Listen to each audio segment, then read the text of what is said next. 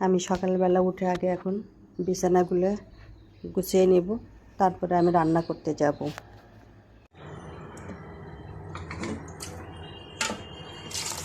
আমি এখন ডাল ভেজে ডালগুলো পানি দিয়ে তুলে দেব।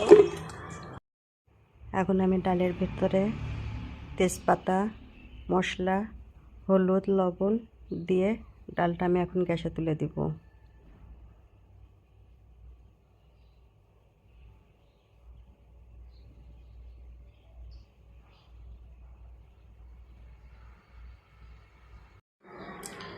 এখানে আমি ছোট মাছ বের করেছি।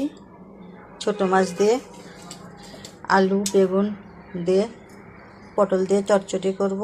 আর এখানে এই ঢেঁড়সগুলো দিয়ে আমি এখন ঢেঁড়স ভাজি করব।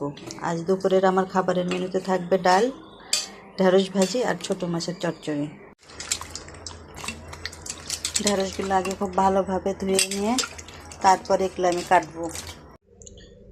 আমার আগেকার ছোট ছোট আলু ছিল, সেগুলো আলুগুলো নষ্ট হয়ে গেছে, তাই ভাবলাম আলুগুলো দিয়ে ঢেঁড়স দিয়ে তাহলে ভাজি করি। এগুলো অনেক আগেকার আলু, কেমন পোকা ধরেছে, তাই এগুলো ঢেঁড়সের ভেতর দিয়ে ভাজি করব। এখন আমি কড়াইয়ে তেল দিয়ে তার ভিতরে পেঁয়াজ আর কাঁচামরিচগুলো আমি ভেজে নেব। তারপরে আমি কড়াইগুলো দিয়ে দিব। ঢেঁড়স আর আলু একসাথে কেটে ধুয়ে রেখেছিলাম, সেগুলো দিয়ে দিব। এখানে আমি ডাল রান্না করতেছি। ডালের আমার বলো উঠে আসছে। আসসালামু আলাইকুম সবাইকে, আশা করছি সকলে ভালো আছেন। আপনাদের দোয়ায় আমিও ভালো আছি। নতুন আর একটা ব্লগ ভিডিওতে আপনাদের সবাইকে স্বাগত। আশা করছি আপনাদের সকলের ভালো লাগবে। আর যদি ভালো লাগে একটা লাইক, কমেন্ট, শেয়ার করে পাশে থাকবেন।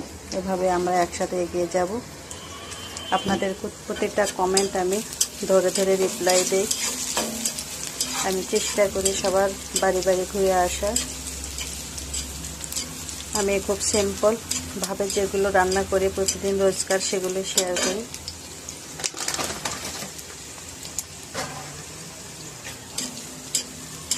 আমার পেঁয়াজ কাঁচামরিচগুলো আর একটু ভেজে নেওয়ার। আপনারা যারা আমার ভিডিও দেখেন তারা তো জানেন যে আমি খুব অল্প তেল মশলা দিয়ে রান্না করি। তেলটা আমি খুব কম খাওয়ার চেষ্টা করি।